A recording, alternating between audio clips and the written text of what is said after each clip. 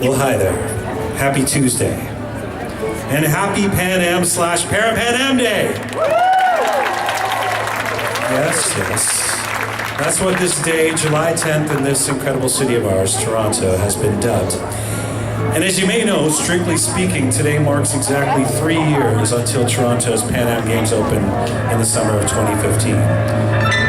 But really, today is dedicated to the efforts of the athletes, the organizers, community groups, artists, and citizens who will make Toronto's Pan Am Games a reflection of the very best of this city.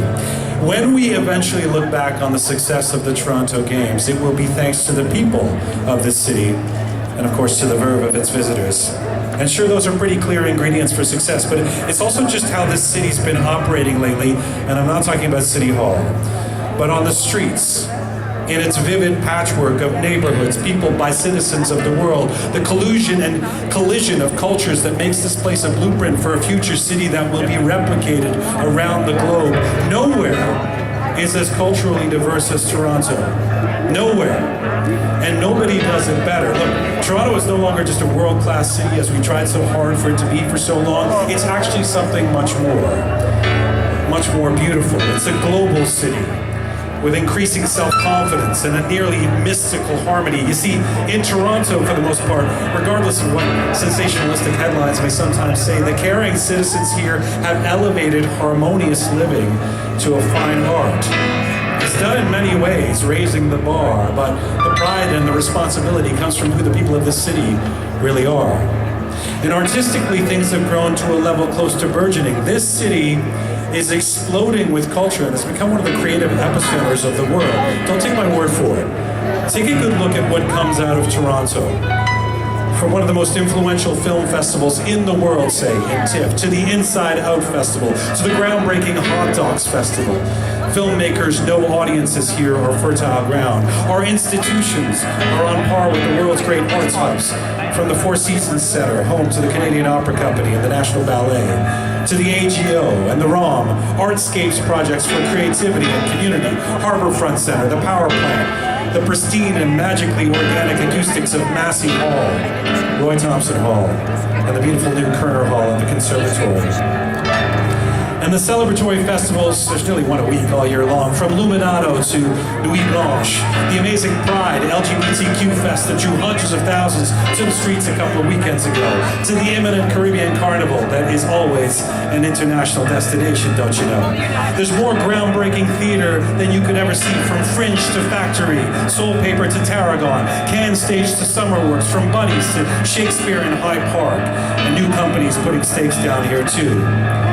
Toronto is also a city of letters. It's here that we celebrate the Gillers, the Griffin, the Charles Taylor, and the other big prizes. We have the houses from McClellan and Stewart to Anansi, holding open the literary door.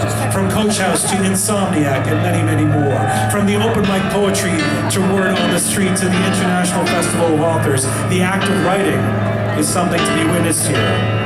Our music scene has continued limitless potential, from the heady days of indie rock breakthroughs to Drake's world-beating croon, Feist's artistry, and Melanie Fiona's Grammy-sized voice carrying a tune. The TSO is in good hands, and North by Northeast attracts all those bands. And Small World brings music from all over, so you can check it out here at home. And there's jazz, TV jazz, beaches jazz, or just the night at the Rex, where you may roam. And of course, this is all in addition to the direct focus of the Pan Am Games, the athletes, the heart of the Canadian collective of sport leaders that finds much of its heartbeat here in Toronto. From this city's amazing infrastructure of local and amateur facilities to the professional sports teams that carry the hopes of this town through every season, for every sports fan, for every athletic dreamer, for every Pan Am medalist, there is a reason. But to kick off this event in artistic style, we're not just socially suited to host the Pan Am Games in Toronto, we're culturally primed. Which is why it's exciting to be here in David Depot Square tonight for the unveiling of Play Me On Yours, a month-long installation of 41 different pianos in public spaces throughout the city, a public art project created by Luke Jerram and first seen in Birmingham, England. It is genius, perfect for this place. Here in Toronto, each of the pianos has been artistically augmented to reflect the aesthetic and the heritage of each participating Pan Am country. From Argentina to Trinidad and Tobago, from Chile to Canada, Venezuela to Mexico, the USA to Paraguay, Jamaica to Brazil, and 31 more. The decorative work has been undertaken by local artists with connections to each nation. All the pianos are unique, all lovingly restored, all saying, "Play me, I'm yours," all waiting for you to happen upon them. To reach out and tickle the ivories, to create a musical moment out of a flash of inspiration and a little bit of courage, to create on the spot in a place where the air is rich with expression and contemplation and laughter and emotion, to reflect perhaps on the convergence of many nations in this city every day, creating a positive commotion. And to begin the countdown to 2015, which is, after all, not so far away. There's 3 years upon us and lots to do. Let's get to it. I'm Jian Gameshi, and I'm a proud Torontonian too.